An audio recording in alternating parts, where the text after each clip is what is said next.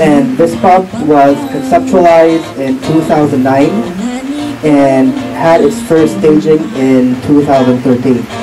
The first batch of this pub finalists and winners captured the heart of not just Cebuanos listeners, but non-Cebuano speaking music fans as well.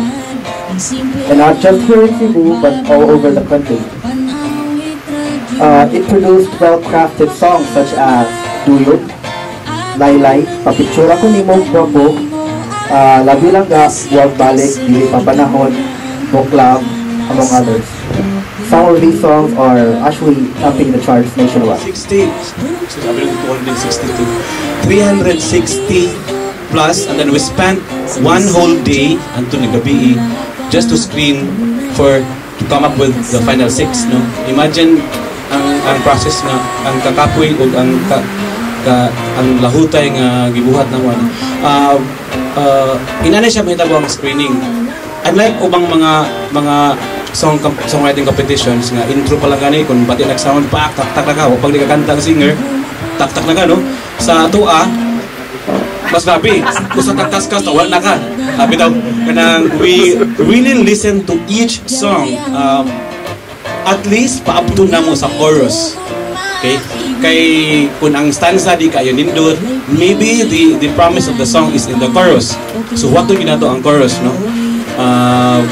So that's the first round. Then the second round, there are 3 rounds in the selection process. First, nagtakay na siya hangtod maabot siya 100 na lang. Next round na po, hangtod maabot siya 40 na lang. Then last round na po, we come up with the 6 na.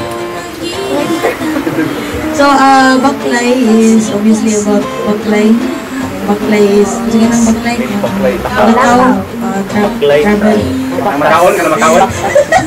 Travel.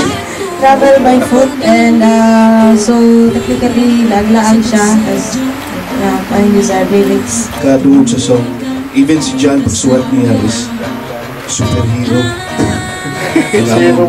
And then as the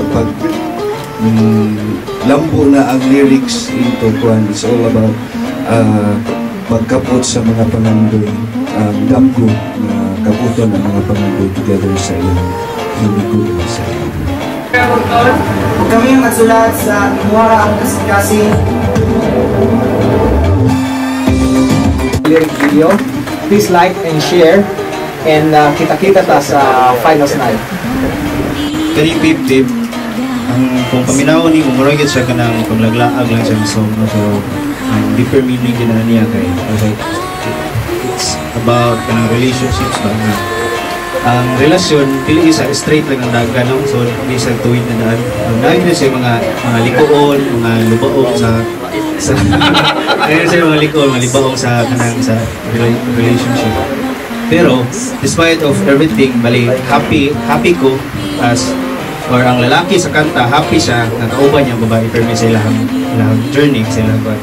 The topic sa akong song is about love is sweeter the second time. So, hope you...